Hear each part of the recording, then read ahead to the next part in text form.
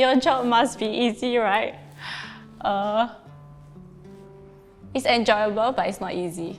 As a home personal care supervisor, I usually go into clients' homes to assess their care needs, especially if they have no family or they're isolated. They don't go out, they don't have any friends. You will be the first one that they call. This care is very personal, right? So a lot of times they also are quite emotional, or maybe they are quite depressed. So managing their behavior is also tough. People have the image that we don't do anything, we are sitting down shaking legs, but that's far from the truth. We provide individualized care, so part of my job scope is to try to build rapport with the residents and to make their stay in the nursing home as homely as possible. Small things which I think it would be comfortable for myself, I will make sure that it wouldn't be for the residents. So certain things like the head position or how their hands are or whether they are lying too low, OCD when it comes to such stuff. Yeah. Not that easy because we are handling elderly. I assist the therapists, physiotherapists and also occupational therapists. Do exercise with the client for the treatment when they come to the center. We really have to sayang them lah. Got this one Ama lah, she's very cute. Okay, this week I don't want to do, next week I do. She said like that. Then I say, last week you promised me you want to do exercise. This week you make another promise that the next week you will do exercise. No, you can't. I say no, you cannot. So our job is like, at least we must encourage lah. And that is the very difficult part. Elderlies can be quite demanding sometimes. They want this, they want that. You need to have the patient to understand that they are not like this. It's not that they want to scold you because of their condition. Normally we don't take it at heart because in this industry we need to learn to love them and assist them as much as possible. Yeah. So there was this auntie where she has major depressive disorder. She will just keep scolding me. She say and she will not be open to answer my questions. Yeah, but there was this one day where she was sitting on the floor, everything, right? So I just sat with her on the floor also. And then I asked her something lah. And then she scolded me, but then suddenly she said like, 为什么我一直骂你，你还来? I told her that, 我来因为我关心你咯. Yeah. I think she got a bit teary lah. I felt like that was a breakthrough moment because she knew then that I cared, and actually she knew that she was scolding me. Yeah, so after that, like our relationship got a lot better, and she was receptive to the help lah that she needed. Yeah. Do you pity the seniors? It's not pity. I empathize with their condition lah. At their age, going through medical condition and then no family support, living alone at home. I kind of empathize with their, with their condition lah. I wouldn't say I pity them because I don't think that's what they want. If they know that someone's pitying them, they'll just feel lousy about it. So, I'm just that lousy that you need to pity me, that kind of stuff. There was one particular resident that I was taking care of. So he is a 60-plus-year-old male, and he used to be really aggressive to all of us. He would throw splatter Milo, splatter food at us and all. And the first reaction that anyone would feel, oh no, I'm trying to help you, why are you doing this to me? Is some sort of anger. So I started to look at his social worker report and the social background. So I understood that he's a firefighter. So he used to be a strong male. Because as for myself, I'm a pretty independent person. So one day if I were to lose my independency, there's something I would feel. So of course you feel frustrated that you can't do anything yourself. So if you think of it in this kind of perspective, you start understanding, maybe that's why he's upset, that's why he's so irritable. If you don't have good support, right, it can be quite depressing. Yeah, but actually I feel that they are very resilient.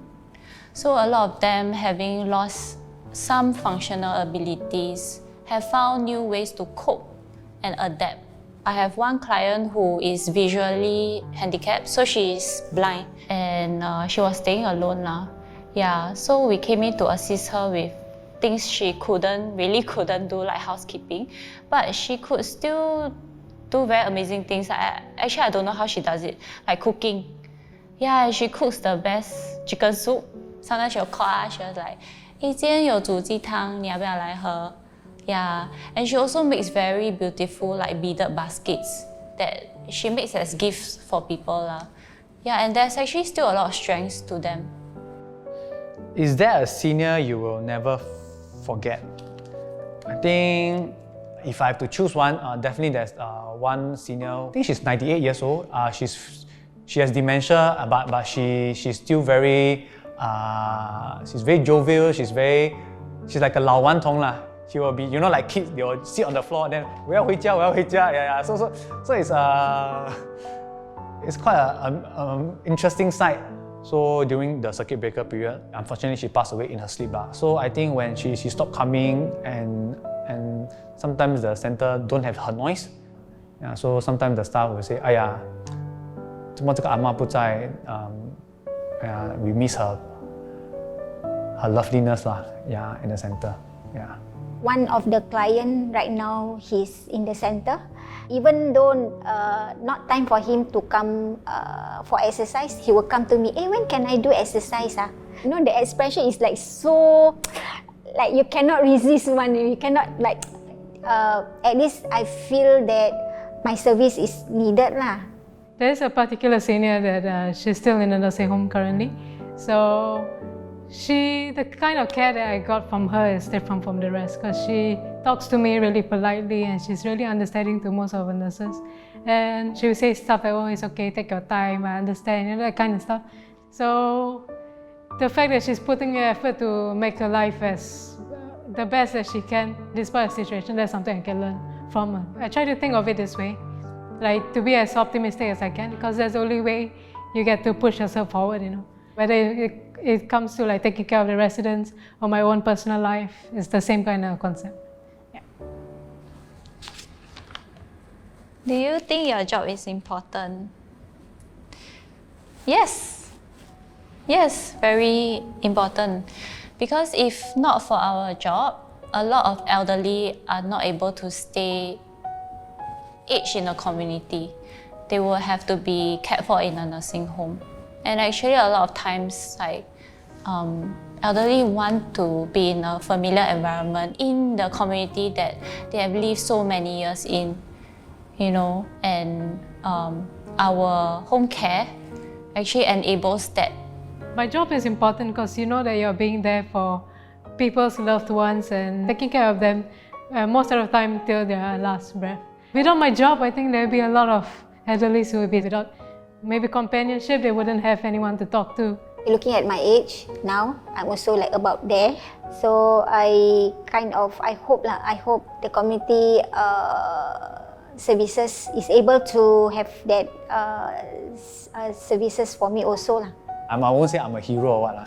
Yeah, it's just able to help other family to take care of their elders, because we know that family also, caregiver have their own stress. So being able to have that short time of frame of helping to take care of the elders help to relieve this caregiver stress from the family members.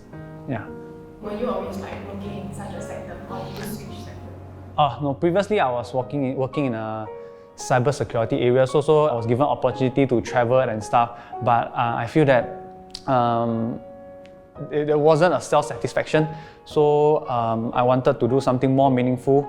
So I guess it's more, I feel more happier and fruitful in this community care sector. Yeah. My family and my extended family were not very supportive. 哎呀 just 拿一个 banking job 啦，你都有 business degree 嘛，为什么你要做这种工？ Yeah, it did affect me back then.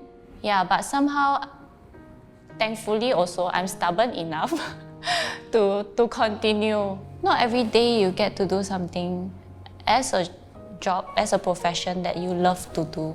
Since we're gonna spend so much of our waking hours like working, right? Why not do something meaningful to the larger community? Yeah.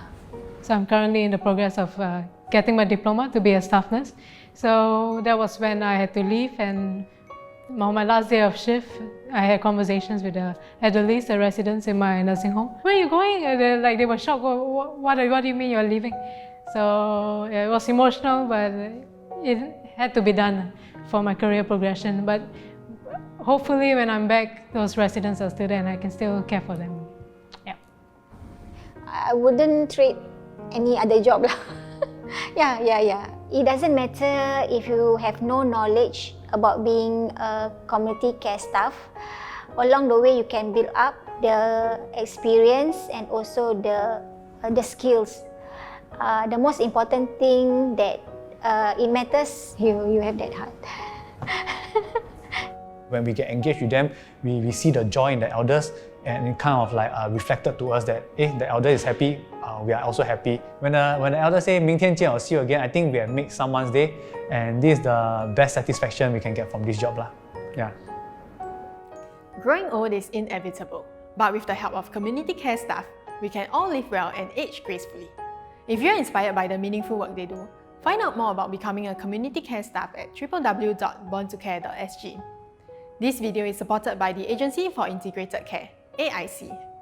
Enjoying our series? Watch more Kiasma episodes on the playlist over here. And remember to click the bell icon to get notified for our latest release episodes.